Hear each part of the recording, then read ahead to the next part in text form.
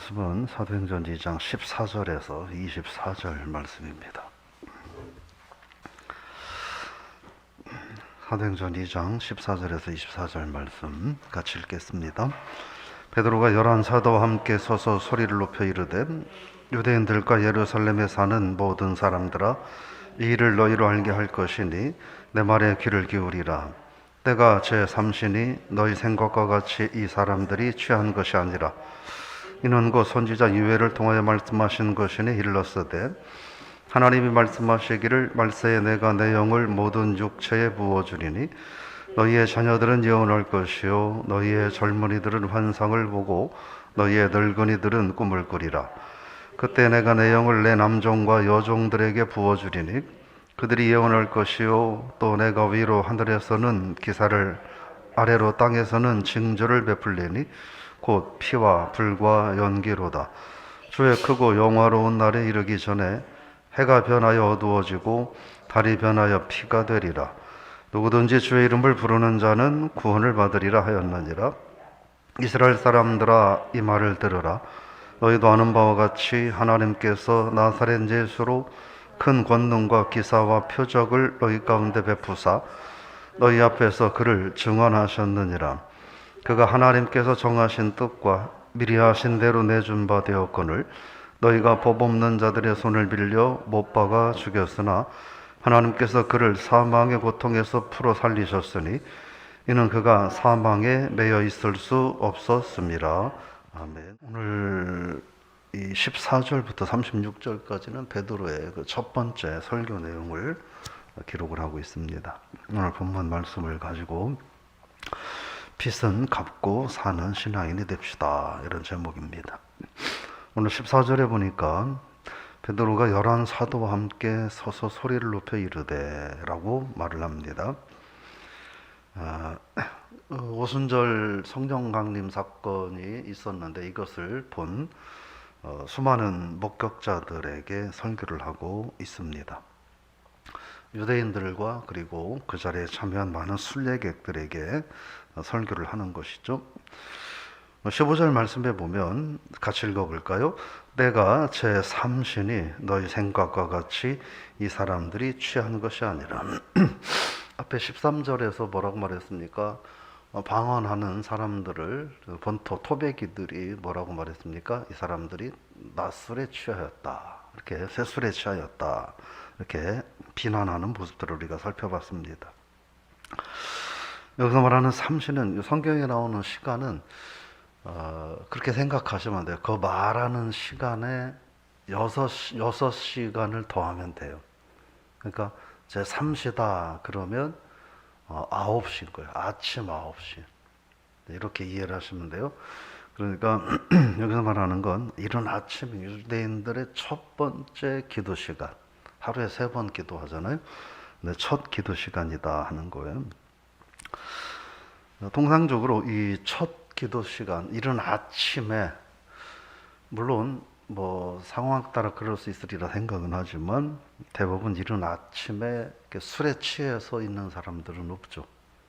뭐 밤새도록 일을 하고 뭐 들어가기 전에 낮에는 잠을 자느라고 혹시나 뭐 힘드니까 뭐 한 잔 하든지 뭐 그런 거 빼놓고는 이른 아침부터 술에 취해 있는 사람들은 없다는 거예요. 그러니까 유대인들에게 베드로가 설교를 하는 거죠.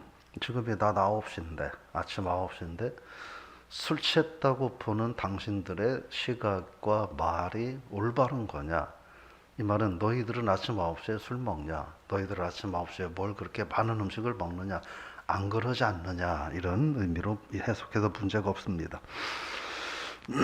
그런데 왜 이 현상들을 보면서 술에 취했다고 너희들은 치부하느냐, 이런 책망도 있다고 볼 수 있습니다. 그러면서 너희들이 말하는 그런 내용이 아니다, 그러면서 이제 성경을 인용해서 말합니다.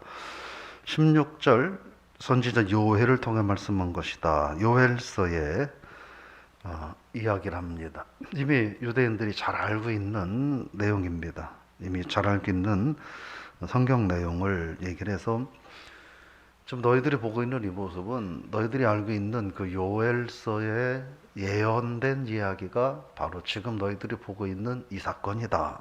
이렇게 말씀을 하고 있는 겁니다. 세술에 취한 게 아니다. 이 사람들이 정신 나간 사람들이 아니다.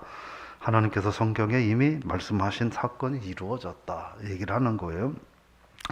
17절 말씀은 뭘 말하냐면 하나님이 그 요엘서에서 말하기를 내가 마지막 때에 내 영을 모든 육체에게 부어줄 것이다 라고 말씀하시지 않았느냐. 모든 육체라고 말하고 있습니다. 그러니까 어떤 특정한 누구만이 아니다 하는 거예요. 그래서 하나님의 은혜가 얼마나 보편적으로 넓고 광범위하게 이루어질까를 얘기를 하고 있는 거고, 부어준다라고 하는 말은 그런 표현인 거예요. 성령의 은혜가 얼마나 크고 충만하고 풍성한지를 표현하는 내용으로 보시면 되고, 말하기를 예언할 것이고 환상을 보고 꿈을 꿀 것이다 이렇게 말합니다. 예언은 그런 의미로 이해를 하면 큰 무리가 없을 것이라고 보여. 복음을 전파할 것이다 하는 거예요. 너희의 자녀들은 그리스도를 영접하고 주님의 은혜를 경험한 자녀들은 그 구원의 복음을 증거할 것이다 하는 의미로 보면 가능할 것 같고, 환상과 꿈은 남녀노소를 불문하고 하나님의 행하시는 큰 일을 알게 될 것이다 이렇게 생각하면서 18절에 남종과 여종은 이라고 하는 말은 예수 그리스도를 믿는 모든 성도들은 이라고 말을 할 것이면 하면 될 것 같고, 그들에게 부어준다. 역시 하나님의 성령의 은혜는 차별이 없다. 뭔 차별이 없느냐? 차별이 없다는 말은 그럼 모든 사람에게 무조건 부어주느냐? 그게 아니라 예수 그리스도를 구주로 믿고 고백하는 자들에게는 성령의 은혜는 주어진다라고 하는 거예요. 이 성경에서 일관된 흐름이 있죠. 온전히 예수 그리스도를 주로 고백하고 살아가는 이들에게는 하나님의 성령 은혜가 주어진다는 거예요. 즉 온전히 그리스도를 주로 고백하지 아니한 자들에게는 성령 은혜가 있을 수 없고, 성령의 은혜가 없이는 예수 그리스도를 주로 고백할 수 없고, 그래서 교회는 다니지만 습관적으로 학습된 신앙을 갖고 사는 것은 어쩌면 좀 더 고민해봐야 될 신앙이 되는 거예요. 그러나 성령의 부어주심으로 내가 내 죄를 깨닫고 고백하고 그리스도를 나의 구주로 영접하는 삶은, 그것은 온전한 신앙인의 모습이라고 말할 수 있겠다 하는 겁니다. 그러면서 20절 말씀입니다. 20절 한번 같이 읽어볼까요? 내가 주의 크고 영화로운 날에 이르기 전에 해가 변하여 어두워지고 달이 변하여 피가 되리라. 주의 크고 영화로운 날. 원문에서는 이 부분을 주의 무서운 날이라고 되어 있어요. 무서운 날. 이것은 이 마지막 말세를 19절부터 20절은 말세를 말합니다. 세상 마지막 날이라고 하는 거예요. 근데 오늘 성경에서는 크고 영화로운 날이라고 이렇게 해석을 하는데, 그럼 왜 무서운 날이라고 하느냐라고 하는 거예요. 뭐 그런 거 아니겠습니까? 시험을 열심히 시험 공부를 준비를 잘해서 어떤 문제가 나도 나는 괜찮아 라고 준비한 아이는 시험 보는 날이 편할 수 있어요. 근데 매일 먹고 놀고 잠만 자고 공부 하나도 안 하는 아이가 시험 보는 날이 오면 스트레스가 되고 불편할 수 있는 거예요. 마찬가지로 주님의 마지막 날은 예수 그리스도를 구주로 영접하고 고백하는 믿음의 사람들에게는 그날은 이미 하나님의 거룩한 자녀임을 다시 한번 확인받고 천국 잔치에 들어가는 날이기 때문에 이 날은 기쁘고 즐겁고 영화로운 날인 거예요. 그런데 그리스도를 믿지 않는 사람들에게는 이 날은 심판의 날이 되는 거예요. 영원한 멸망, 지옥, 형벌에 빠져야 하는 날이 되기 때문에 이 날은 무서운 날이 된다는 거예요. 여러분, 주님이 다시 오시는 그 날이 저와 여러분들에게 무서운 날이 아니라 크고 영화로운 날이 이미 될 줄로 믿습니다. 문제는 그렇지 못한 사람들이 많이 있다고 하는 거예요. 그래서 21절에서 말을 하는 거예요. 읽어보겠습니다. 누구든지 주의 이름을 부르는 자는 구원을 받으리라 하였느니라. 그래서 이 주의 크고 영화로운 날, 두렵고 무서운 마지막 말세가 임하면 분명히 그런 상황들이 나타나게 될 것인데, 그럼 어떻게 될 것이냐 하는 거예요. 다 죽으라는 얘기냐? 아니라는 거예요. 그 전에 예수 그리스도를 고백하고 그 이름을 부르는 자는 구원을 받을 것이다. 근데 뭐라고 말하냐면 누구든지, 오직 유대인들만이라고 말하지 않고 누구든지라고 말하고 있습니다. 즉 그리스도 십자가의 구원의 은혜는 광범위하다는 거예요. 특정한 민족에 제한되거나 한정되어 있지 않다라는 걸 말하는 거예요. 그럼 뭐냐? 구원받는 유일한 조건은 오직 믿음뿐이다라고 말을 하는 것이죠. 교회 이름은 걸쳐놨어도 그리스도에 대한 온전한 믿음이 없이는 구원받을 수 없습니다. 목사, 권사, 장로, 집사, 직분 받았어도 그리스도에 대한 온전한 구원의 확신과 고백을 갖고 있지 않으면 교회는 이름은 걸쳐 있고 직분은 받았다 하더라도 구원받지 못합니다. 우리가 확실히 알아야 돼요. 오늘 말씀을 통해서 이 사실을 우리가 기억해야 됩니다. 주의 이름을 불러라 라고 하는 거예요. 이방인들은 그들도 뭔가를 외치고 말은 하는데 그들은 우상을 바라보고 주수를 외우며 주수를 외치는 거예요. 그렇게 해봤자 구원받을 수 없다. 그럼 뭐 하느냐? 예수 그리스도 그 이름을 고백하고 믿고 의지해야 된다라고 하는 것입니다. 그러면서 22절 말씀 같이 한번 읽어보겠습니다. 이스라엘 사람들아 이 말을 들으라. 너희도 아는 바와 같이 하나님께서 나사렛 예수로 큰 권능과 기사와 표적을 너희 가운데서 베푸사 너희 앞에서 그를 증언하셨느니라. 그러면 그런 예수 그리스도의 이름을 불러야 되는데 예수 그리스도의 이름, 그 구원의 십자가의 사건, 이게 도대체 뭐냐라고 하는 거예요. 그리스도의 죽음, 그분의 부활, 이것은 너희들이 아는 바와 같이 이거는 실제적인 사건이다라고 하는 거예요. 근데 아까 말한 것처럼 이게 어느 날 뜬금없이 갑자기 되어진 일이 아니라 이미 하나님께서 예언해 놓으신 말씀이 실현된 것이다 라는 말씀을 하는 거예요. 그래서 뭐라고 말하냐면 너희도 아는 바와 같이 라고. 너희도 아는 바와 같이. 그건 뭐냐면 너희도 메시아가 올 것이라는 걸 알고 있다. 또 너희들이 예수 그리스도를 십자가에 못 박혀 죽였다라는 말을 하고 있는 거예요. 그러면서 너희들은 그런데도 예수 그리스도를 주로 고백하지 않고 있다. 인정하지 않고 있다라는 말을 하는 거예요. 그러면서 말하기를 23절, 24절 말씀 같이 읽어보겠습니다. 그가 하나님께서 정하신 뜻과 미리 하신 대로 내준 바 되었거늘 너희가 법 없는 자들의 손을 빌려 못 박아 죽였으나 하나님께서 그를 사망의 고통에서 풀어 살리셨으니 이는 그가 사망에 매여 있을 수 없었습니다. 이 말은 무슨 말이냐면 부활은 확고한 사실이다라고 하는 걸 말을 해요. 근데 이것을 너희들이 인정하든 인정하지 않든 너희들이 믿든 믿지 않든 부활은 사실이라는 거예요. 너희들이 이것이 그리스도가 구원해 주다 아니다 그냥 한때 정신병자에 불과하다 너희들이 그렇게 주장하든 말든 그런 거와 상관없다. 예수 그리스도는 구원의 주님이시다. 하나님께서 하신 일이다. 하나님의 거룩한 아들이시다 라고 말을 하면서 뭐라고 말하냐면 너희가 남의 손을 빌려 그를 못 박아 죽였다라고 하는 거예요. 거기에 너희들이 그리스도를 인정하든 인정하지 않든 믿든 믿지 않든 너희들이 예수 그리스도를 죽이는 일에 관여한 죄가 있다고 한다면 그건 분명한 죄다라는 거예요. 그러나 그럼에도 하나님은 예언되고 약속된 말씀대로 그리스도를 다시 살리셨고 그리스도는 부활하셨고 그래서 그분은 너희들이 메시아라 인정하든 인정하지 않든 메시아다. 구원의 주님이다. 라고 말씀을 하는 거죠. 본문을 좀 정리를 해보면 한 번 시각이 삐뚤어진 사람은 또 한 번 시각이 삐뚤어진 공동체나 민족은 달라질 수가 없어요. 특히 사람이 60을 넘으면 그 사고방식이 달라지지 않는다는 이런 이야기도 하죠. 즉 반대로 말하면 긍정적으로 보면 그만큼 살아왔던 삶의 경험이 풍부하다라고 얘기를 할 수도 있을 거예요. 근데 반대로 말하면 그만큼 고집이 세다 이렇게 얘기할 수도 있는 거예요. 달라지거나 변화되거나 자기 생각을 굽히지 않는 거죠.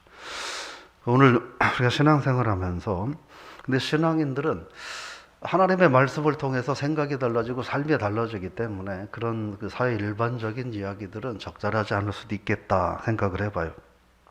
근데 오늘 유대인들의 모습을 보면 그들의 눈으로 직접적으로 하나님의 성령 강림의 사건을 목격했었음에도 불구하고 믿지 않고 불신하는 자들이 있다는 거예요. 그건 뭐냐 하는 거예요. 왜곡된 가치관은 쉽게 해결되지 않는다라고 하는 거예요.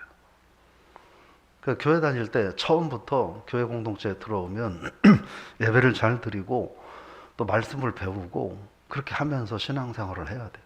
그렇지 않으면 교회는 다 오고 말씀은 듣는데 성경 말씀대로가 아니라 내 경험, 내 삶의 방식에 하나님의 말씀을 갖다 깨워 맞추려고 하는. 그럼 완전히 하나님의 말씀이 달라지는 거예요. 하나님의 말씀에 내 생각과 삶의 방법들을 말씀에 맞추려고 해야 되는데 내 삶에 필요한 것들만 콕콕 집어다가 채우려고 하면 나중엔 같은 하나님의 말씀인데도 전혀 다른 삶을 살아갈 수밖에 없다. 즉 왜곡된 가치관을 가질 수가 있다. 그래서 우리가 하나님 말씀이 우리 안에서 왜곡되지 않도록 신앙생활을 말씀으로 무장하며 살 수 있어야 된다 하는 거예요. 두 번째 생각은 이 모든 사람들에게 차별 없이 구원의 은혜가 주어졌다는 거예요. 그 은혜를 인하여 저와 여러분들까지도 구원의 은혜를 경험하게 되었다 하는 거죠. 이건 왜 그랬느냐 하는 거예요. 내가 너를 특별히 사랑해서 사람들 가운데 너만 콕 집어서 너만 천국에 오라고 우리를 불러주시지 않았다는 거예요. 그럼 뭐냐 하는 거예요. 이미 왜 이 성령의 은혜를 부어주셨느냐. 성령의 은혜를 경험하고 너도 세상에 나가서 성령의 증인 되라고 그 은혜를 주셨다는 거예요. 공짜로 값없이 주셨다는 거예요. 우리는 구원의 은혜에 빚진 자들이라는 거예요. 빚진 자의 삶은 뭐냐? 주님은 분명히 말하겠습니다. 너희도 공짜로 구원받았으니 너희도 그 성령의 은혜를 경험한 자들은 세상에 나가서 내 증인이 되어 살아야 된다. 무슨 말일까요? 공짜로 주신, 거저 주신 구원의 은혜를 나만 오늘 꿀꺽하고 나는 당연히 먹어야 돼, 받아야 돼, 나는 권리가 있어, 나는 그래도 돼 라고 생각하면 안 된다는. 어떻게 해야 되느냐? 갚으라는 거예요. 뭘 갚느냐? 구원의 복음을 증거하는 삶을 통하여 갚으라라고 하는 거예요. 우리가 구원의 복음을 증거할 때 두려워하는 부분이 하나 있어요. 내 이야기를 저 사람이 듣고 거부하고 그래 내가 창피해지면 어떡할까? 상관없다는 거예요. 오늘 말씀을 통해서는 그리스도 십자가의 구원의 은혜는 저 사람들이 공감하지 않아도 상관없다는 거예요. 그들이 동의하지 않고 믿어도 믿지 않아도 상관없다는 거예요. 왜요? 그거와 관계없이 이것은 분명한 현실이고 역사적인 사실이고 하나님의 약속된 말씀의 실현이라는 거예요. 그래서 성경에서는 그런 말씀, 너는 복음을 전파하라. 때를 얻든지 못 얻든지 전하라. 그들이 믿든지 아니 듣든지 아니 듣든지 전하라라고 하는 거예요. 신앙인에 주어진 삶은 복음을 전하는 거예요. 복음 전하지 않으면서 다른 삶을 우선으로 살려고 하는 것은 옳지 않다. 그 삶은 올바른 신앙생활은 아니다 라는 거예요. 빚은 갚고 살아야죠. 우리가 세상에서 작은 빚을 지었으면 그것은 당연히 갚고 사는 게 맞죠. 뻔히 갚아야 될 빚이 있는데 갚지 않고 나만 잘 먹고 살려고 하면 그건 사기꾼 같은 인생이 되는 거죠. 작은 빚이라도 내가 갚아야 될 건 갚는 거죠. 그렇죠? 복음에 빚진 자들은 그 복음에 진 빚을 갚아야 된다는 그 뭐로 갚느냐? 복음을 증거하는 삶으로 갚아야 된다 하는 거예요. 오늘 저 여러분들이 하루를 살아가면서 어쩌면 오늘까지 저 여러분의 생명을 연장시켜 주신 것은 복음에 빚진 인생인데 그 빚을 좀 갚고 하나님 나라 오라고. 아직까지 하나님이 불러가지 않으셨으면 아직도 너는 갚아야 될 빚이 세상에 많이 남아있으니 그 복음의 빚을 갚고 와라 라고 기회를 주셨다고 생각을 하셔야지 그 외에 다른 생각을 하면 올바른 신앙생활을 할 수 없습니다. 복음의 빛을 갚는 우리 권사님들, 성도님들 되시기를 부탁을 드리며 축원합니다. 그러려면 내가 구원의 확신을 가지고 흔들리지 않는 믿음을 가지고 살아가야 된다는 거예요. 오늘 저 여러분들이 하나님 그리스도의 십자가의 구원의 은혜는 나를 향한 하나님의 특별한 사랑임을 확신하고 내가 그 복음의 빚진 자로 세상에서 빛을 갚는 복음의 증인으로 살아가는 복된 삶이 되시기를 주의 이름으로 부탁을 드리며 축원합니다. 하나님, 주님의 십자가의 구원의 은혜, 성령의 강력한 역사를 바라보고도 왜곡된 가치관을 가지고 자기식으로만 해석해서 남의 말은 듣지 않고 내가 옳다고, 그러나 하나님 말씀과는 너무나 동떨어진 삶을 살며 고집만 늘어가며 불신앙만 늘어가는 유대인들의 모습을 저희들이 바라보며 우리도 행여나 그런 사고방식과 언행을 가지고 신앙생활을 하고 있지는 않은가 오늘 한번 되돌아볼 수 있기를 원합니다. 우리에게 아무런 대가 없이 구원의 은혜를 허락하심은 너희도 그 구원의 은혜, 성령의 은혜를 세상에 나가서 증거하는 삶을 살아라 라고 우리에게 말씀하신 그 은혜를 기억합니다. 오늘 하루 우리에게 허락하심은 오늘 하루 우리에게 건강 주시고 생명 주시고 이 땅에서 살 수 있도록 여건을 허락하심은 하루 동안 세상에서 복음의 빚진 자로서 그 빛을 갚으며 살아라, 그게 축복이다 라고 기회를 주신 줄로 믿고 오늘 저희들이 신앙생활 하면서 하나님께로부터 교회로부터 얻고 누리려고 하는 것이 아니라 복음의 빚진 자의 삶으로 빛을 갚으며 죽어가는 영혼들에게 복음을 증거하며 살아가는 그런 우리들 모두가 되게 하여 주옵소서. 어떤 어둠의 세력도 이런 사명을 감당하는 데 방해하는 일이 감히 없도록 주 성령께서 지켜 인도하여 주옵소서. 감사드리며 예수님의 이름으로 기도드리옵나이다. 아멘.